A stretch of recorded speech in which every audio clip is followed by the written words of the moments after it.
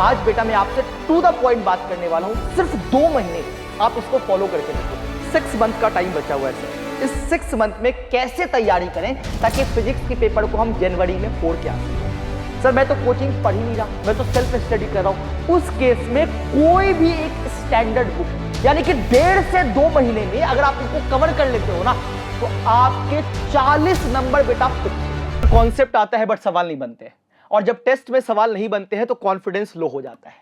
Sir पिछले साल बहुत मेहनत की थी बट उस हिसाब से रिजल्ट नहीं आया। सर पता ही नहीं चलता है कि सही डायरेक्शन में पढ़ भी रहे हैं कि नहीं पढ़ रहे हैं। 6 मंथ का टाइम बचा हुआ है सर। इस 6 मंथ में कैसे तैयारी करें ताकि फिजिक्स के पेपर को हम जनवरी में फोड़ के आ सकें। ऐसे कई सारे सवालों के साथ मेरा व्हाट्सएप भरा हुआ है। आज बेटा मैं आपसे टू द पॉइंट बात करने वाला हूं। सिर्फ 2 महीने आप इसको फॉलो करके देखो, मैं गारंटी लेता हूं आपको अपने अंदर एक चेंज दिखेगा। और 6 मंथ फॉलो कर लेते हो ना तो जनवरी का फिजिक्स का पेपर आप फोड़ के आ जाओगे। तो बिना टाइम वेस्ट किए हुए सीधा टू द पॉइंट बात करते हैं। वीडियो को लाइक कर देना, ठीक है ना, सब्सक्राइब कर लेना चैनल को, क्योंकि बहुत सारे नए नए कंटेंट इस चैनल पे बेटा आने वाले हैं। तो आप सब्सक्राइब किए बिना तो मत जाना। बेटा बात करते हैं, फिजिक्स में 2 टाइप के टॉपिक्स होते हैं, डिपेंडेंट टॉपिक, इंडिपेंडेंट टॉपिक। मैंने यहां पे कुछ लिस्ट बनाया है इंडिपेंडेंट टॉपिक का। इंडिपेंडेंट टॉपिक ऐसे टॉपिक्स होते हैं जिसमें 11th का या मैकेनिक्स का इन्वॉल्वमेंट कम होता है। ऐसे टॉपिक्स को कवर करने में टाइम ज्यादा वेस्ट नहीं होता, और सबसे अच्छी बात यह, इन सारे टॉपिक्स को अगर आप मिला दो तो आपके पीवाईक्यू में 10 से 12 सवाल इन टॉपिक से आते हैं। सिवाय ऑप्टिक्स के, ऑप्टिक्स को अगर आप हटा देते हो तो इनको कवर करने में मुश्किल से 1.5 से 2 महीने का वक्त लगेगा अच्छे तरीके से। यानी कि 1.5 से 2 महीने में अगर आप इनको कवर कर लेते हो ना तो आपके 40 नंबर बेटा फिक्स हो जाएंगे। और ये 40 नंबर आपको कॉन्फिडेंस देगा कि सर हमने एक माइलस्टोन तो कवर कर लिया है, अब दूसरा माइलस्टोन बचा हुआ है। तो आपका डायरेक्शन बिल्कुल सही होना चाहिए। आप हीट से स्टार्ट करो, आप मॉडर्न से स्टार्ट करो, आप करंट पढ़ो, एसी पढ़ो, इलेक्ट्रोमैग्नेटिक वेव पढ़ो, सेमीकंडक्टर पढ़ो, एरर पढ़ो। एरर से हर साल 1 से 2 सवाल आता है, यूनिट डायमेंशन एरर से। ज्योमेट्रिकल ऑप्टिक्स थोड़ा लेंदी हो जाता है, तो जब सब कुछ हो जाए तो आप ज्योमेट्रिकल ऑप्टिक्स कवर कर सकते हो। ये थोड़ा सा लेंदी हो जाता है, एक ही सवाल आता है बट थोड़ा टाइम लग जाएगा कवर करने में। बट इसको छोड़ के बाकी जितने भी यहां पे आप देख रहे हो, इसको छोड़ के बाकी जितने भी आप यहां पे देख रहे हो ना, जितने भी टॉपिक्स है यहां पे, इनको कवर करने में बेटा टाइम नहीं लगेगा आपको। एक बार आपने डिपेंडेंट इंडिपेंडेंट टॉपिक कवर कर लिया, उसके बाद आप सीधा डिपेंडेंट टॉपिक्स पे आ सकते हो। और डिपेंडेंट टॉपिक में सबसे पहले बेटा आपको मैकेनिक्स को कवर करना है। और मैकेनिक्स में अगर आपने काइनेमेटिक्स की शुरुआत कर दी तो आपको रोटेशन पे जाके ही रुकना है। हम क्या करते हैं, काइनेमेटिक्स से स्टार्ट करते हैं, फिर इलेक्ट्रोस्टैटिक कर लेते हैं, फिर फ्लूइड कर लेते हैं, फिर एसएचएम कर लेते हैं, ऐसे रैंडम चलते हैं। बेटा ये सारे टॉपिक्स इंटर रिलेटेड होते हैं।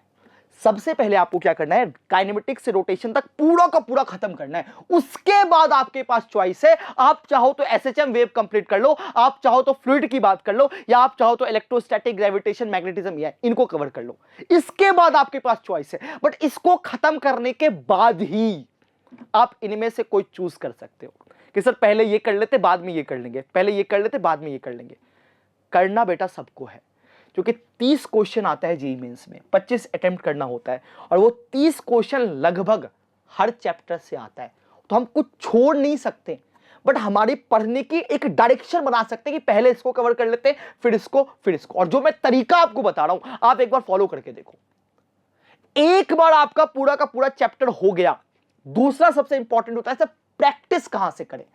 बेटा प्रैक्टिस करने के लिए बहुत सारे रिसोर्सेस अवेलेबल है इंटरनेट पे, बट मैं सारे रिसोर्सेस को 2 हिस्सों में डिवाइड कर दिया हूं। या तो आप इसको फॉलो कर सकते हो या आप इसको फॉलो कर सकते हो।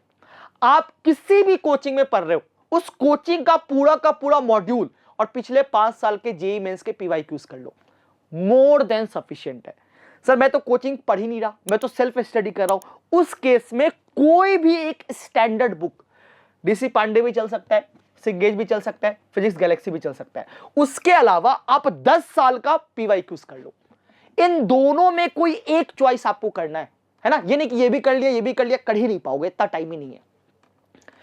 ये प्रैक्टिस करने के बाद बात आती है कि सर एससीवी का क्या करना है। सर एससीवी तो सब बोलते हैं करने के लिए, बेटा इनको करने के बाद अपने पास इतना टाइम बचता ही नहीं है कि हम एससीवी कर पाए। लेकिन अगर आपके पास टाइम बचता है तो एससीवी का सिर्फ और सिर्फ शॉर्ट आंसर और ऑब्जेक्टिव क्वेश्चन कर लो, क्योंकि ये कंसेप्चुअल क्वेश्चंस होते हैं, इससे आपके कॉन्सेप्ट बहुत स्ट्रांग हो जाएंगे।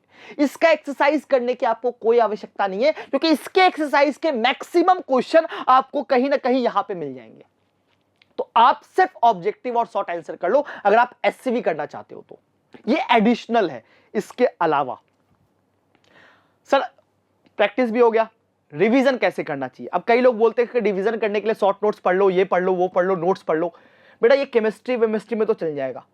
फिजिक्स में अगर आपको रियल रिवीजन करना है ना, तो जिस भी चैप्टर का रिवीजन करना है उस चैप्टर के सारे कॉन्सेप्ट और सारे फॉर्मूले के ऊपर 1 से 2 सवाल कर लो, और ये एक बार करके देखो, आपको पूरा का पूरा चैप्टर अच्छे से रिवाइज हो जाएगा अगर आपने उसके सारे कॉन्सेप्ट के ऊपर 1 से 2 सवाल कर लिए। हम क्या करते हैं, हम रखते रहते हैं केमिस्ट्री की तरह, काम नहीं होता बेटा। आप रियल रिवीजन करना चाहते हो, आप सवाल लगा के देखो, आपका रिवीजन बहुत अच्छा हो जाएगा। और लास्ट में आता है टेस्ट। हर 15 दिन पे, हर 10 दिन पे आपको एक टेस्ट देना चाहिए। अब टेस्ट जो कोचिंग का होता है ना, वो सफिशिएंट नहीं होता, हमें कहीं ना कहीं टेस्ट सीरीज ज्वाइन करना होता है।